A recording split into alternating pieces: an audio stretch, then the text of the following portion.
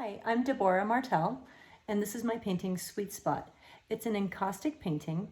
It's 24 by 24 inches, and what's really cool about encaustic painting is that it has a very translucent, layered quality to it with shifting colors that change in different lighting, in the sunlight, or different lighting depending on where you have it in your home.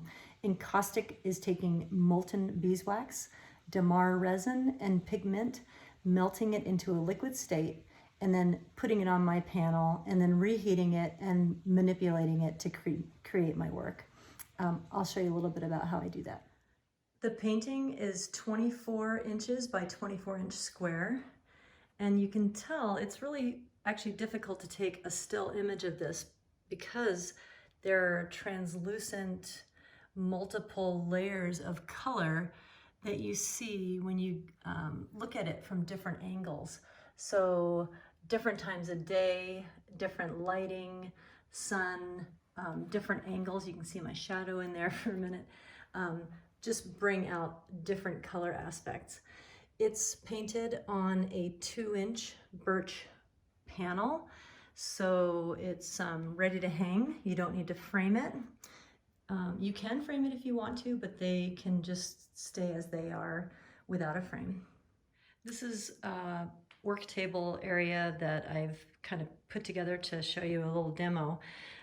This is the encaustic being melted on my hot plate, which is basically just a pancake platter. You can buy them specifically for encaustic, but this one works just as well and is actually a little larger.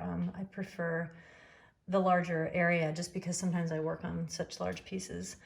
So you can see that the wax is melting literally into a liquid, and then the brush also is full of wax and it starts getting more flexible, as opposed to over here I have all my brushes.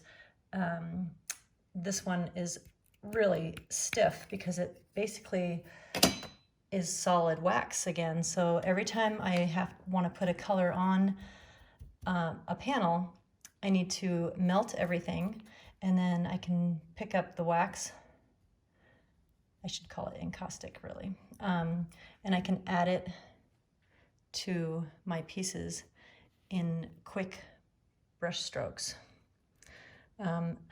I can mix colors, or I can put them on individually and then mix them together, or I layer them together, but basically it dries instantly. So therefore, I then take different hot tools. I use irons a lot. I use a blowtorch or a hot gun, different size irons depending on what I'm doing.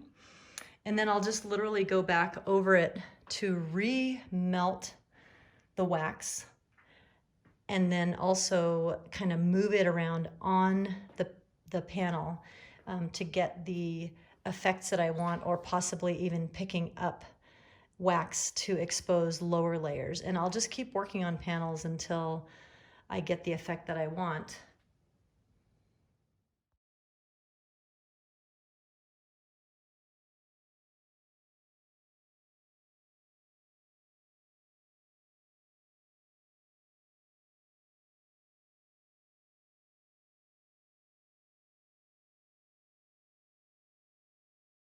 Here's a final outside video of this piece so you can see what some extra sunlight will do for the iridescence in this piece.